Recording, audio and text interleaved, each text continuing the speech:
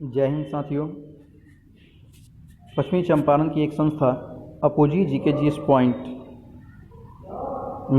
के YouTube channel edu Pandey से मैं अवनीश पांडे आप सबका स्वागत करता हूं। कल आपने दिल्ली सल्तनत के क्वेश्चन सीरीज़ को देखा था। आज हम लोग बायोलॉजी के क्वेश्चन सीरीज़ को देखते हैं। हालांकि इसके दो सीरीज़ आएंगे। दिल्ली सल्तनत तो एक ही वीडियो में कंप्लीट हो गया था, लेकिन इसका दो वीडियो आएगा। आपको आधा क्वेश्चन को आज हम लोग करेंगे और आधा क्वेश्चन को जो है सो कल करेंगे। पर रोज़ आपके जो है सो क्वेश्चन का एक सीरीज़ आएगा। ये फास्ट ट्रैक क्वेश्चन सीरीज़ है जिसमें आप तेज़ी के साथ जो है क्वेश्चन से आंसर को समझ लेंगे। इसमें कुछ ऐसी भी बातें होंगी जहाँ समझाने की ज़रूरत होगी, उसे मैं समझा भी रहा हूँ। तो इस वीडियो को अगर आपको अच्छा लगता है तो ज़्यादा से ज़्यादा दोस्तों में इसे शेयर कीजिए, कमेंट कीजिए, लाइक कीजिए। अगर कोई वीडियो में कोई प्रॉब्लम आपको दिखता है तो हमें सजेस्ट कीजिए, ताकि आपके हिसाब से फिर जो है सो वीडियो को और भी व्यवस्थित किया जाए। चलिए शुरू करते हैं हम इस सीरीज़ का पहला प्रश्न। मनुष्य में रक्तचाप सामान्यतः कितना होता है? रक्तचाप यानी कि ब्लड प्रेशर, ये जो होता है 120/80 होता है। नेक्स्ट प्रश्न, रुधिर दाब को मापने के लिए कौन से यंत्र का प्रयोग किया जाता है? तो ऑप्शन नंबर हो जाएगा सी, स्फिग्मोमैनोमीटर का प्रयोग जो है रुधिर दाब को मापने के लिए किया जाता है।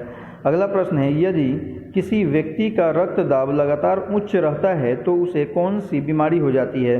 तो उसे हाइपरटेंशन की बीमारी हो जाती है। अगर रक्तचाप लगातार उच्च रहेगा तो हाइपरटेंशन, और लगातार लो रहेगा तो हाइपोटेंशन की बीमारी जो है सो हो जाती है उस व्यक्ति को। नेक्स्ट है, सबसे पहले घोड़े में रक्त दाब को किसने देखा था? तो सबसे पहले घोड़े में रक्त दाब को एस हेल्स ने देखा था। ऑप्शन नंबर डी हो जाएगा सही आंसर। अगला प्रश्न है, रुधिर कणिकाएं कितने प्रकार की होती हैं? रुधिर कणिकाएं 3 प्रकार की होती हैं, WBC, RBC और प्लेटलेट्स। 3 प्रकार की रुधिर कणिकाएं होती हैं। अगला प्रश्न है, रक्त होता है, रक्त एक संयोजी उत्तक होता है, यानी कि ऑप्शन नंबर ए हो जाएगा आपका सही आंसर। अगला प्रश्न है, मानव रुधिर का पीएच मान कितना होता है? तो मानव रुधिर का पीएच मान जो होता है वो 7.4 होता है, यानी कि ऑप्शन नंबर बी हो जाएगा सही आंसर। अगला प्रश्न है, मानव रक्त में कोशिकीय अंश का कितना प्रतिशत प्लाज्मा होता है? कोशिकीय अंश का कितना प्रतिशत प्लाज्मा होता है? तो यहाँ पे हो जाएगा ऑप्शन नंबर बी सही। लेकिन प्लाज्मा का जो प्रतिशत होता है वह 85 से 92% तक होता है। ठीक है, ये ध्यान रखेंगे आप, 85 से 92% होता है। लेकिन इन सभी में सबसे बड़ा ऑप्शन बी है, इसलिए ऑप्शन बी आपका सही आंसर होगा। अगला प्रश्न है, कौन सा रक्त समूह सर्वदाता होता है? यानी कि सभी को रक्त दिया जा सकता है, तो वह होता है आपका ऑप्शन नंबर बी, O-। ध्यान रखिएगा, सामान्य तौर पे O जो है रक्त सर्वदाता रक्त वर्ग होता है, लेकिन अगर O+ और O- दोनों दे दे तो O- सर्वदाता रक्त वर्ग हो जाएगा, क्योंकि O+ केवल प्लस वालों को ही रक्त दे सकता है, लेकिन O- प्लस और माइनस दोनों को वालों को रक्त दे सकता है। चलिए अगला प्रश्न देखते हैं हम लोग। हीमोग्लोबिन किसका मुख्य घटक है? तो हीमोग्लोबिन जो है वह लाल रक्त कोशिकाओं का मुख्य घटक है, लाल रक्त कोशिका का। अगला, रक्त धारा में ऑक्सीजन ले जाने वाला प्रोटीन कौन सा होता है? तो होता है आपका हीमोग्लोबिन।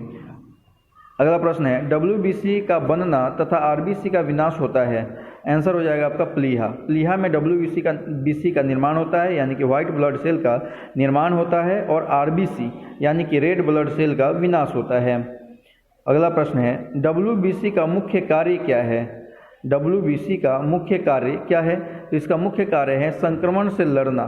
ठीक है, ऑप्शन नंबर ये हो जाएगा सही आंसर। एक्चुअली WBC जो है वो हमारे शरीर में रोग प्रतिरोधक क्षमता उत्पन्न करती है। अगला प्रश्न है, रोग प्रतिकारकों को उत्पन्न करने वाला सेल कौन सा होता है?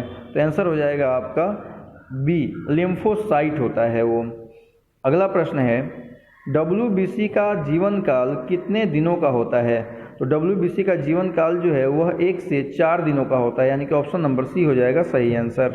अगला प्रश्न है, कौन सा रक्त समूह सर्वदाता होता है? तो ऑप्शन नंबर डी हो जाएगा आपका सही आंसर। और रक्त वर्ग O जो होता है वह सर्वदाता होता है। अगला, ECG किस गतिविधि को दर्शाता है? ECG जो है वह हृदय की गतिविधि को दर्शाने के लिए प्रयोग किया जाता है। अगला है, लबडब की ध्वनि किसकी क्रिया से के कारण उत्पन्न होता है? तो लबडब की ध्वनि जो है वह हृदय की क्रिया के कारण उत्पन्न होता है। अगला प्रश्न है, मुंह के अंदर कितनी जोड़ी लार ग्रंथियां पाई जाती हैं? तो ऑप्शन नंबर सी हो जाएगा सही आंसर। 3 जोड़ी लार ग्रंथियां मुंह के अंदर पाई जाती हैं। अगला प्रश्न है, छोटी आंत की लंबाई कितनी होती है? तो छोटी आंत की लंबाई जो होती है वह 7 मीटर की होती है। नेक्स्ट, मनुष्य शरीर में पाचन का अधिकांश भाग किस अंग में संपन्न होता है? तो पाचन का अधिकांश भाग जो होता है, अधिकांश क्रिया जो होती है वह किस अंग में संपन्न होती है? तो वह आपका जो है अमाशय में संपन्न होती है। ऑप्शन नंबर ए हो जाएगा सही आंसर। अगला प्रश्न है, मानव शरीर में सबसे बड़ी ग्रंथि कौन सी होती है? तो लीवर जो है वह सबसे बड़ी ग्रंथि होती है, यानी कि यकृत जो है वह सबसे बड़ी ग्रंथि होती है। ऑप्शन नंबर ए हो जाएगा सही आंसर। अगला प्रश्न है, लीवर किसका भरपूर स्रोत होता है? तो लीवर जो है वह प्रोटीन का भरपूर स्रोत होता है। ऑप्शन नंबर बी हो जाएगा सही आंसर। अगला, यकृत का भार होता है 1.5 kg, 1.5 kg का भार होता है यकृत का। अगला, निम्नलिखित में से किस एक की उत्पत्ति यकृत का कार्य है? किसकी उत्पत्ति यकृत के कारण होता है? तो यूरिया की उत्पत्ति। ऑप्शन नंबर सी हो जाएगा आपका सही आंसर। अगला है, निम्न में से कौन रक्त का कब्र कहलाता है? तो रक्त का कब्र जो है वो हम लोग कहते हैं किसको? यकृत को। ठीक है। अगला, प्लीहा रोग किसके संक्रमण से होता है? तो प्लीहा रोग जो है वह यकृत के संक्रमण से हो जाता है। ऑप्शन नंबर डी हो जाएगा सही आंसर। अगला प्रश्न है, निम्न में से किस ग्रंथि में पीत उत्पादित होता है? तो पीत जो है आपको पित्ताशय में। ऑप्शन नंबर डी हो जाएगा सही आंसर। नेक्स्ट, रक्त परिसंचरण तंत्र की खोज किसने कब हुई थी? ये रक्त परिसंचरण तंत्र की खोज हुई थी 1628 ईस्वी में। विलियम हार्वे ने रक्त परिसंचरण तंत्र की खोज की थी। अगला प्रश्न है, रक्त परिसंचरण तंत्र की खोज किसने की थी? बोलिए, अभी पीछे हमने चर्चा किया। ऑप्शन नंबर सी हो जाएगा सही आंसर। विलियम हार्वे ने रक्त परिसंचरण तंत्र की खोज की थी। नेक्स्ट प्रश्न है, शरीर के किस अंग की खराबी से मधुमेह की बीमारी हो जाती है? तो वह किडनी की खराबी से मधुमेह की बीमारी हो जाती है। अगला है, आहार नाल में स्टार्च के पाचन में अंतिम उत्पाद क्या होता है? तो अंतिम उत्पाद जो है वह माल्टोस होता है। ऑप्शन नंबर बी हो जाएगा सही आंसर। नेक्स्ट है, मानव हृदय में कितने कोष्ठक पाए जाते हैं? तो मानव हृदय में 4 कोष्ठक पाए जाते हैं। ध्यान रखिएगा, जितने भी स्तनपायी होते हैं ना, उन सभी में कोष्ठकों की संख्या 4 ही होती है, 2 आलिंद तथा 2 निलय। अगला प्रश्न है, शरीर का वह कौन सा अंग है जो कभी विश्राम नहीं करता है? तो वह अंग है आपका हृदय। ऑप्शन नंबर बी सही आंसर हो जाएगा। एक स्वस्थ मनुष्य का हृदय 1 मिनट में कितनी बार धड़कता है? तो 70 से 72 बार। ऑप्शन नंबर सी हो जाएगा सही आंसर। अगला प्रश्न है, नवजात शिशुओं में हड्डियों की संख्या लगभग कितनी होती है? तो नवजात शिशुओं में हड्डियों की संख्या जो है वो लगभग 300 से अधिक होती है या 300 के आसपास होती है। अगला, कान में कितनी हड्डियां पाई जाती हैं? तो कान में 6 हड्डियां पाई जाती हैं। अगला है, मानव शरीर की सबसे छोटी हड्डी कौन सी है? तो मानव शरीर की सबसे छोटी हड्डी जो होती है वह स्टेप्स या स्टेपीज होती है, जो कान में पाई जाती है। ऑप्शन आपका कोई भी नहीं है, यानी कि नॉन ऑफ दीज हो जाएगा। ऑप्शन नंबर डी हो जाएगा सही आंसर। अगला प्रश्न, शरीर की सबसे मजबूत हड्डी कौन सी होती है?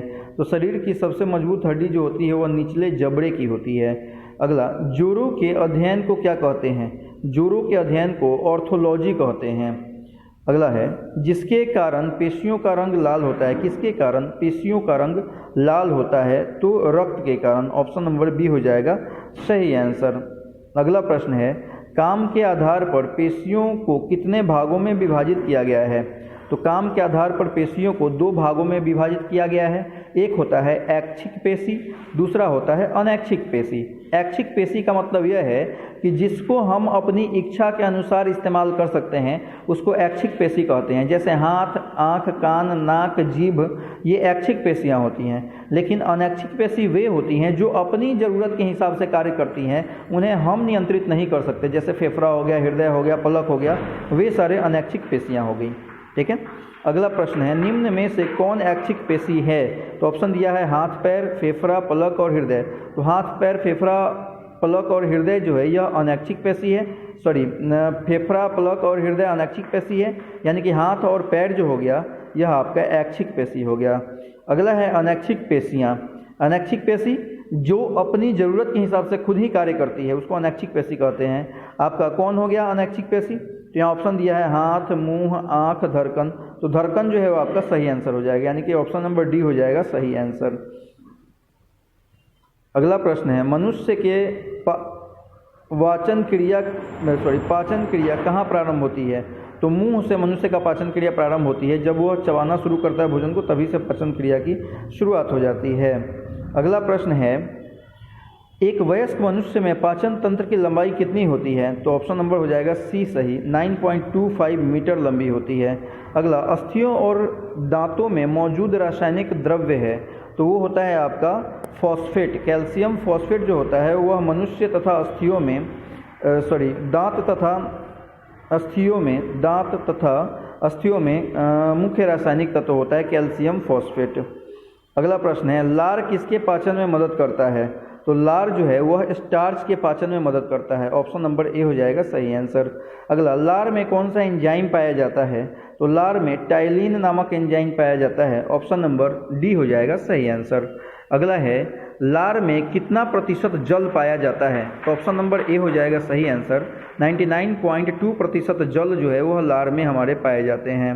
अगला प्रश्न है निम्न में से किस पाचन क्रिया में अम्ल होता है?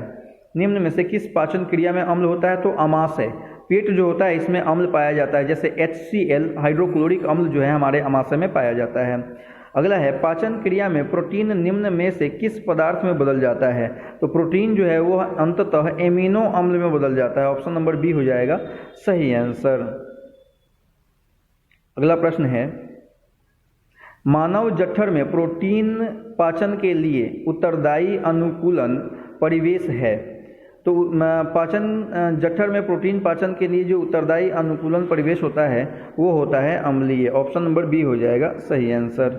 अगला प्रश्न है एक विशेष कार्य करने वाले समान कोशिकाओं के समूह को क्या कहते हैं?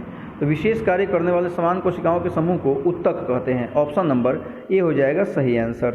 तंत्रिका तंत्र की इकाई क्या है? अगला है तंत्रिका तंत्र की इकाई न्यूरॉन है। ऑप्शन नंबर बी हो जाएगा सही आंसर। हिस्टोलॉजी शब्द का सर्वप्रथम प्रयोग किसने किया था? हिस्टोलॉजी शब्द का सर्वप्रथम प्रयोग जो करने वाले व्यक्ति थे वो थे मेयर। ऑप्शन नंबर सी हो जाएगा सही आंसर। अगला है मांसपेशियों को हड्डियों से जोड़ने वाले ऊतक को क्या कहते हैं?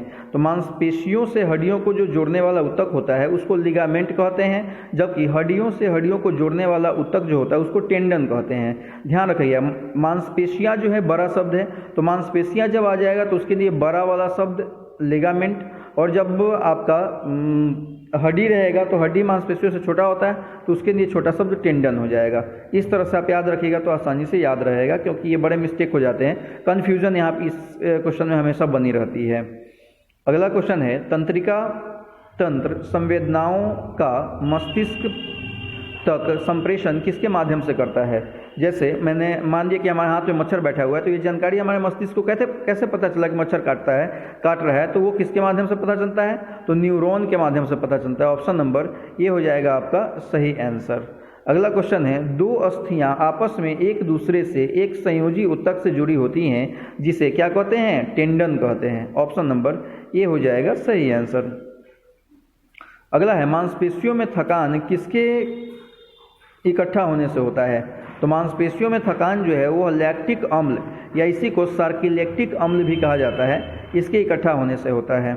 अगला है कोशिका विभाजन को सर्वप्रथम 1855 में किसने देखा था? तो 1855 में सबसे पहले विरचौ ने देखा था। ऑप्शन नंबर बी हो जाएगा आपका सही आंसर। अगला प्रश्न है किसने सबसे पहले कोशिका विभाजन का प्रेक्षण किया था? तो वाल्थर फ्लेमिंग ने सबसे पहले कोशिका विभाजन का प्रेक्षण किया था। अगला है कोशिका विभाजन मुख्यतः कितने प्रकार के होते हैं? तो कोशिका विभाजन जो होते हैं वो मुख्यतः दो प्रकार के होते हैं। ऑप्शन नंबर बी हो जाएगा सही आंसर। एक होता है समसूत्री विभाजन, दूसरा होता है अर्धसूत्री विभाजन।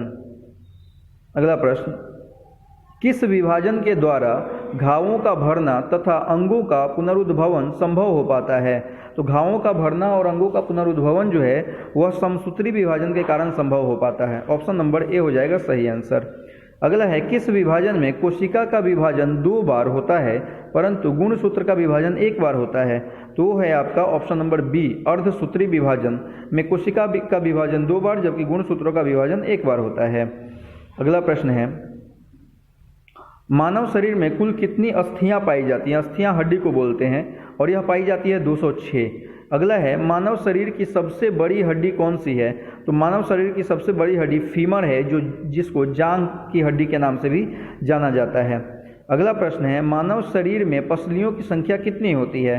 तो मानव शरीर में पसलियों की संख्या 24 होती है। यदि आपसे पूछ देता कितनी जोड़ी होती हैं तो 12 जोड़ी होती हैं। अगला मनुष्य की खोपड़ी में हड्डियों की संख्या कितनी होती है? तो मनुष्य की खोपड़ी में जो हड्डियां होती हैं उसकी संख्या कितनी होती है? तो उसकी संख्या होती है आपको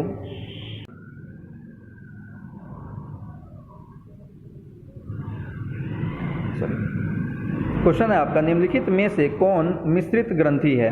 निम्नलिखित में से कौन सा आपका मिश्रित ग्रंथि है? तो मिश्रित ग्रंथि जो है वह आपका आग्नेयशय हो जाएगा।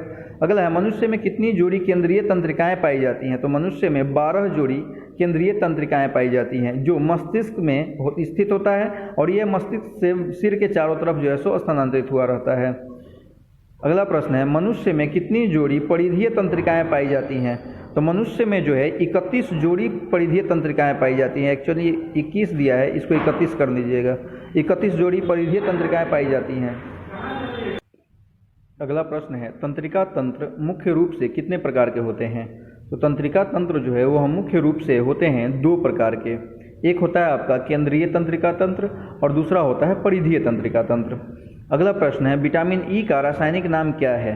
तो विटामिन ई का रासायनिक नाम, पीछे मैंने एक वीडियो बना रखा हुआ है जिसमें मैंने विटामिनों का रासायनिक नाम एक ट्रिक से लिखा है। रथ एक टॉफी, र से रेटिनॉल ए विटामिन होता है, इसमें ई जो है आपको 5वें नंबर पर आता है। रथ एक टॉ से टोकोफेरॉल, यानी कि ऑप्शन नंबर सी जो होगा वो सही आंसर हो जाएगा विटामिन ई के रासायनिक नाम के लिए। अगला प्रश्न है विटामिन सी का रासायनिक नाम क्या है? तो विटामिन सी का रासायनिक नाम जो है वो एस्कॉर्बिक एसिड है। अगला विटामिन के का रासायनिक नाम क्या है? तो विटामिन ए का रासायनिक नाम है, विटामिन के का रासायनिक नाम है फिनोक्विनोन, ऑप्शन नंबर सी हो जाएगा सही आंसर। अगला है विटामिन डी की कमी से होने वाला रोग है। विटामिन डी की कमी से रिकेट्स होता है, ऑप्शन नंबर डी हो जाएगा सही आंसर। अगला है विटामिन ई की कमी से कौन सा रोग होता है? तो विटामिन ई की कमी से बाझपन की बीमारी हो जाती है, ऑप्शन नंबर ए हो जाएगा सही आंसर।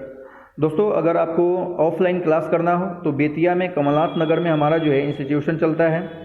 जीके जी से यहाँ पढ़ाया ही नहीं सिखाया जाता है और यकीन मानिए अगर आप क्लास करके देखिएगा तो आपको यह यकीन हो जाएगा कि सच में जो क्लास आप कर रहे हैं उसको किसी को भी बैठा के आप पढ़ा सकते हैं। नींद में भी होइएगा तो आप उसको बता सकते हैं, इस बात की मैं गारंटी दे सकता हूँ। तो आप अगर ज्वाइन करना चाहें तो कर सकते हैं। 12 तारीख से मॉर्निंग में 7 से 8 और इवनिंग में आपका 5 से 6 क्लासेस शुरू होंगे, 12/4 यानी कि 12 अप्रैल से। चलिए थैंक यू। अगला क्वेश्चन है रक्त समूह ब्लड ग्रुप की खोज किसने की थी? तो आंसर हो जाएगा आपका option A, Karl Landsteiner ने ब्लड ग्रुप की खोज की थी। अगला है कौन सा रक्त समूह सार्वभौमिक स्वीकर्ता होता है? यानी कि किसी भी रक्त को स्वीकार करने ले अपने अंदर उसको सार्वभौमिक स्वीकर्ता कहते हैं और वह होता है AB माइनस। AB माइनस किसी भी रक्त वर्ग को ले सकता है, जबकि अगर सीधा AB रहेगा तो भी ले सकता है। AB प्लस केवल प्लस वाले को लेगा, माइनस वाला प्लस वाला माइनस वाला दोनों वालों को ले लेता है। अगला है AB रक्त वर्ग समूह में ऑप्शन नंबर ए एंटीजन नहीं होता है, एंटीबॉडी नहीं होता है, तो ऑप्शन नंबर बी सही हो जाएगा। एंटीबॉडी नहीं पाया जाता है रक्त वर्ग ए और बी में, जबकि एंटीजन दोनों पाए जाते हैं। AB दोनों एंटीजन रक्त वर्ग में पाए जाते हैं। अगला है O रक्त समूह में क्या नहीं पाया जाता है? तो O रक्त समूह में एंटीजन नहीं पाया जाता है। O रक्त समूह में एंटीजन नहीं पाया जाता है, ऑप्शन नंबर बी हो जाएगा सही आंसर। बी नंबर सही आंसर होगा। अगला है सर्वग्राही कौन से रुधिर वर्ग का होता है? कौन सा रुधिर वर्ग सर्वग्राही होता है यानी किसी भी को ग्रहण कर सकता है? तो हो जाएगा आपका ऑप्शन नंबर डी सही। अगला प्रश्न है ब्लड ग्रुप बी वाला व्यक्ति किस किस समूह वाले व्यक्ति को रक्त दान कर सकता है? तो ब्लड ग्रुप बी वाला जो है वह रक्त दे सकता है किसको? तो वह केवल दे सकता है बी को और दे सकता है आपका ए बी को। ऑप्शन नंबर डी वाले को वह अपना रक्त दे सकता है। अगला है सामान्य मनुष्य प्रति मिनट कितनी बार सांस लेता है?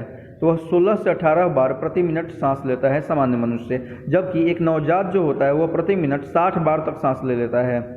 अगला प्रश्न है, एक नवजात में श्वास लेने का दर कितना होता है? तो वहीं 60 बार होता है। ऑप्शन नंबर सी हो जाएगा सही आंसर। अगला प्रश्न है, 5000 से 6000 मीटर की ऊंचाई पर श्वसन दर कितना होता है? तो 5000 मीटर से 6000 मीटर की जब आप ऊंचाई पर जाते हैं तो आपका श्वसन दर 20 बार प्रति मिनट तक बढ़ जाता है, यानी कि जो आप 16 से 18 बार श्वसन दे रहे थे वह आपका 36 से 38 बार तक पहुंच जाएगा। अगला है, ऑक्सीजन सिलेंडर में कौन सी गैस भरी होती है? ऑक्सीजन तथा हीलियम गैस जो है ऑक्सीजन सिलेंडर में भरा होता है। ऑप्शन नंबर ए हो जाएगा सही आंसर। जबकि यहीं अगर आपका क्वेश्चन पूछता कि गोताखोर जो होते हैं उनके ऑक्सीजन सिलेंडर में कौन सा गैस भरा होता है, तो उनके ऑक्सीजन सिलेंडर में ऑक्सीजन और नाइट्रोजन गैस भरे होते हैं। ओके, अगला प्रश्न है, आ ही गया सही में क्वेश्चन, गोताखोर द्वारा प्रयोग किए जा रहे ऑक्सीजन सिलेंडर में कौन सा गैस भरा होता है? तो ऑक्सीजन और नाइट्रोजन गैस जो है सो भरा होता है। अगला क्वेश्चन है, एटीपी का फुल फॉर्म क्या है? तो एटीपी का फुल फॉर्म जो होता है एडिनोसिन ट्राइफॉस्फेट होता है। एडिनोसिन ट्राइफॉस्फेट आपका ऑप्शन नंबर ए हो जाएगा सही आंसर। नेक्स्ट है, एडीपी का फुल फॉर्म क्या होता है? एडिनोसिन डाइफॉस्फेट होता है। ऑप्शन नंबर बी हो जाएगा सही आंसर। अगला है, वृक्क की कार्यात्मक इकाई कौन सी है? तो वृक्क की कार्यात्मक इकाई जो है वह नेफ्रॉन होती है, जबकि हमने पीछे देखा था तंत्रिका तंत्र की कार्यात्मक इकाई कौन होती है? तो वह न्यूरॉन होती है। अगला प्रश्न है, मानव शरीर के वृक्क इनमें से कौन सा कार्य करता है? तो मानव शरीर का वृक्क जो होता है वह उत्सर्जन का काम करता है। ऑप्शन नंबर ए हो जाएगा आपका सही आंसर। अगला है, बौनापन किस विटामिन की कमी से होता है? तो बौनापन रोग जो है वह होता है किस विटामिन की कमी से? तो होता है विटामिन B12 की कमी से बौनापन रोग होता है। अगला है, विटामिन सी की कमी से विटामिन B6 की कमी से कौन सा रोग होता है? तो विटामिन B6 की कमी से बदहजमी हो जाती है, यानी कि गैस वगैरह जो बनने का प्रॉब्लम होता है या भोजन अपच जैसा हो जाता है वो बीमारी हो जाती है। अगला प्रश्न है, किस विटामिन की कमी से रतौंधी होता है? तो विटामिन ए की कमी से रतौंधी होता है। अगला प्रश्न है, विटामिन B12 की कमी से कौन सा रोग होता है? तो विटामिन B12 की कमी से अभी हमने पीछे देखा था कौन सा रोग होता है? तो बौनापन हो जाता है। ऑप्शन नंबर डी हो जाएगा सही आंसर। अगला प्रश्न है, मानव शरीर में संक्रमण को रोकने में मदद करने वाला विटामिन कौन सा होता है? तो मानव शरीर में संक्रमण को रोकने में संक्रमण को रोकने में मदद करने वाला विटामिन जो है वह ए होता है। ऑप्शन नंबर बी हो जाएगा सही आंसर। अगला, बेरी किस विटामिन की कमी से होता है? तो विटामिन बी की कमी से होता है। ऑप्शन सी सही होगा। अगला प्रश्न है, निम्न में से कौन सा विटामिन जल में घुलनशील होता है? तो विटामिन बी और सी जो होता है वह जल में घुलनशील होता है। अगला प्रश्न है, निम्नलिखित में से कौन हमारे शरीर को विभिन्न बीमारियों से बचाता है? तो विटामिन्स जो होते हैं वो हमारे शरीर को विभिन्न बीमारियों से बचाने का कार्य करते हैं। अगला प्रश्न है, निम्नलिखित में से पोषक तत्व को शरीर का निर्माणकर्ता कहते हैं? किस पोषक तत्व को शरीर का निर्माणकर्ता कहते हैं? तो ऑप्शन नंबर हो जाएगा ग सही। प्रोटीन जो होता है उसको हम शरीर का निर्माणकर्ता कहते हैं, क्योंकि आप देखते होंगे जो छोटे बच्चे होते हैं उनको डॉक्टर्स जो हैं वो प्रोटीन खिलाने की सलाह देते हैं, जिसके लिए ज़्यादा से ज़्यादा उनको दूध पिलाया जाता है। या फिर आप देखते होंगे कि बच्चे अगर थोड़े बड़े हो जाते हैं, दूध की कमी हो जाती है, तो दाल का पानी पिलाया जाता है, वो प्रोटीन ही है। या फिर कोई अगर जिम करने वाले लोग होते हैं तो उनको सलाह दी जाती है कि आप ज़्यादा से ज़्यादा प्रोटीन खाइए, क्योंकि उनके शरीर में अब कोशिकाओं का विकास होगा जिम करेंगे तो। और इसी केस में जो ये है जॉन इब्राहिम है, उसका बॉडी तो आप देख ही रहे हैं, कहा जाता है कि वो एक दिन में 56 अंडे खा जाते हैं वो। तो प्रोटीन का एक बेटर स्रोत होता है आपका अंडा। अगला प्रश्न है, निम्नलिखित में से किससे शरीर को ऊष्मा की प्राप्ति होती है? तो शरीर को ऊष्मा की प्राप्ति वसा और कार्बोहाइड्रेट और वसा दोनों से होती है, यानी कि ऑप्शन नंबर ई हो जाएगा सही आंसर। अगला है मलेरिया रोग की खोज किसने की थी? तो मलेरिया रोग की खोज जो है, मलेरिया रोग की खोज वह सर रोनाल्ड रॉस ने की थी। ऑप्शन नंबर ए हो जाएगा सही आंसर, सर रोनाल्ड रॉस। अगला प्रश्न है निम्नलिखित में से कौन जीवाणु जनित रोग है? यानी कि जीवाणु से होने वाला रोग जो है इनमें से कौन सा है, कौन सा नहीं है?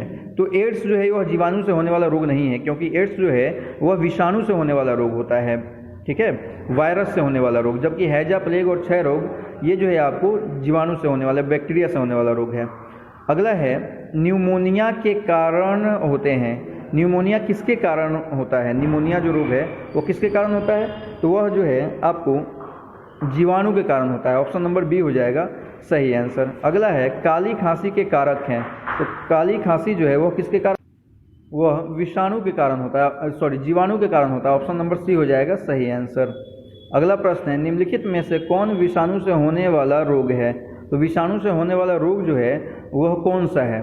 तो सामान्य तौर पे डेंगू, चेचक और पोलियो ये तीनों विषाणु से होते हैं, यानी कि ऑप्शन नंबर डी हो जाएगा सही आंसर।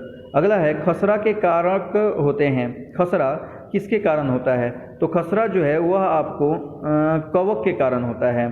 अगला है रेबीज किसके कारण होता है?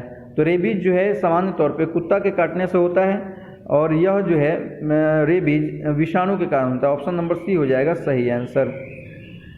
अगला प्रश्न है निम्नलिखित में से कवक से होने वाली बीमारी है।